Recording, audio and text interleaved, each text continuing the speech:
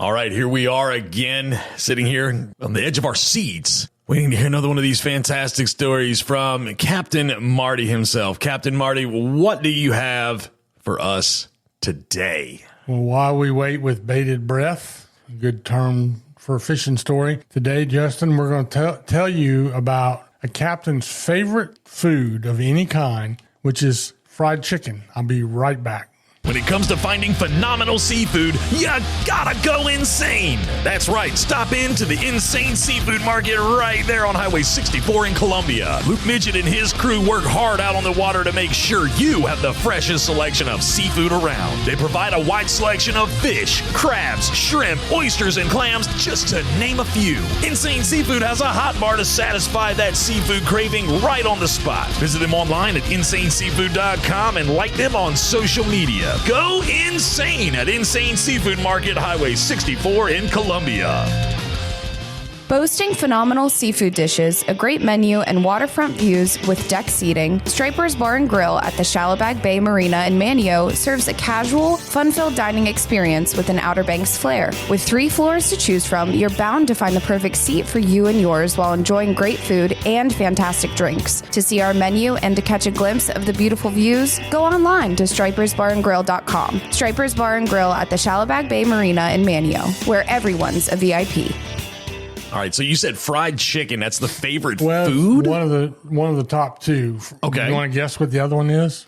Now, remember, think picnic food offshore. Picnic food. Kind of like picnic food, yeah. Or here's another clue. Church cover dish.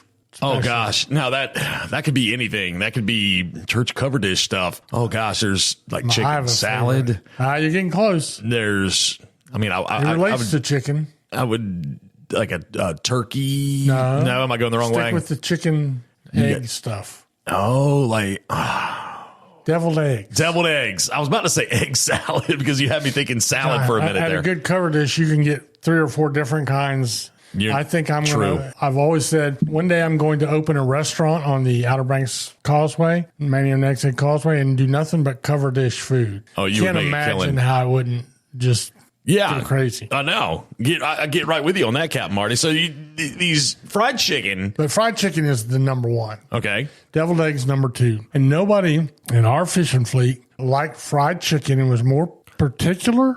Okay. All those words about fried chicken than Captain Arvin Midgett, who most of us just knew him by the name Porky. Okay. I never understood why, because he was not very porky, but he ran the Miss Boo, married to Linda Midgett. A lot of folks listening this morning remember Linda, and he loved fried chicken. Now, the other thing a lot of people don't realize, when you book a charter boat and you get down there, you've made it on these boats, you get down there in the dark, the charter's all standing there, they got their coolers sitting there, and at a point, the mate will load all their coolers on the boat first. Right. Put all their gear and ask them to stand on the dock. That's by design. Do you know what they're doing? They're making sure that they've got everything where it needs to go. No. What? Wait a minute.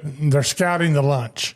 So, in other words, they carry all the coolers down, and while the charter can't see, they open the coolers. They look, and on this particular day, couple of paper sacks, each one of them had a full bucket of KFC. Oh, wow. The number one choice of charter boat captains everywhere. You can argue or disargue, but that's what you're going to get mostly is KFC on a charter boat. So step number 1 is the mate is scouting you out. Once he gets all your gear on there and sees what you brought for lunch, then he'll go back and load you on. Come aboard. I got everything situated for you. That happens almost every day. Right. All right. Second thing is, as soon as the boat pulls out of the dock in the dark, some captains and mates prefer to bring their own lunch, but most do not, especially single mates, So they just will bum food off the charter. And by the way, if you really want to get close to your charter with your captain and mate, bring them an extra sandwich or something for lunch. Anyway, they scout you out, and so as soon as you pull away from the dock, there's a few moments before the mate gets busy rigging baits as if he climbs up on the bridge as you go down the channel, and the captain will say,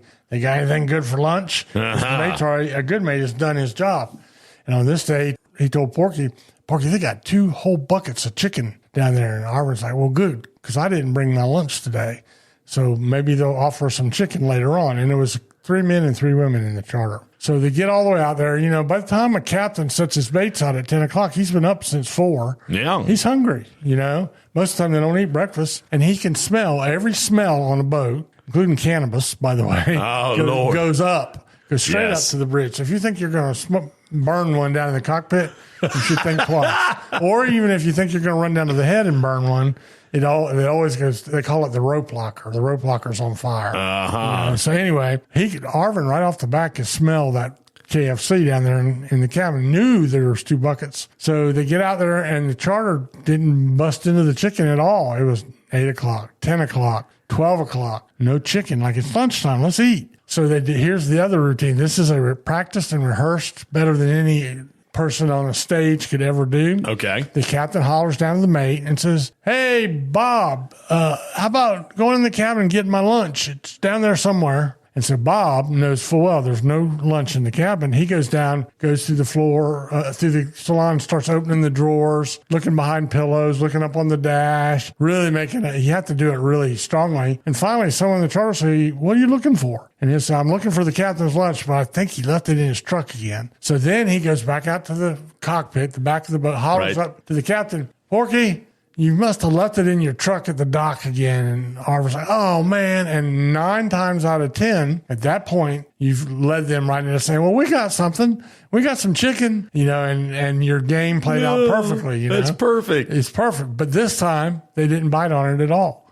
Either they'd had it played on them before, or they just didn't get it.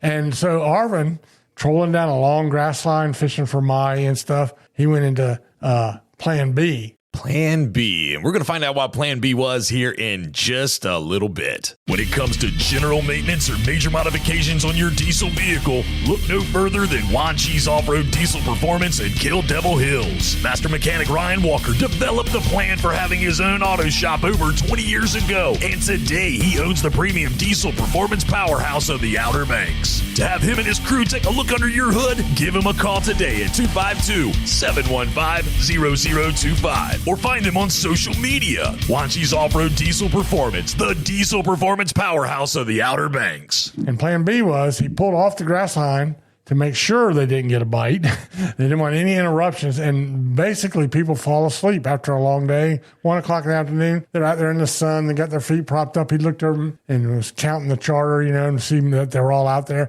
His plan, he had a coat, like all the fishermen wear, a blue coat with the boat name on it. Well, those boats then, and some still now, the side window in the cabin opens up. It slides open. I mean, these boats then didn't have air conditioning. And there were steps. Remember the steps on the side of the cabin? I do. No ladders. No, you had to climb. And that was by design from Omi Tillett and Warren O'Neill, who didn't want people on the bridge. You had to risk your life to get on the bridge, and that was enough. But Arvin's plan was to pull out there and lull everybody into a trance.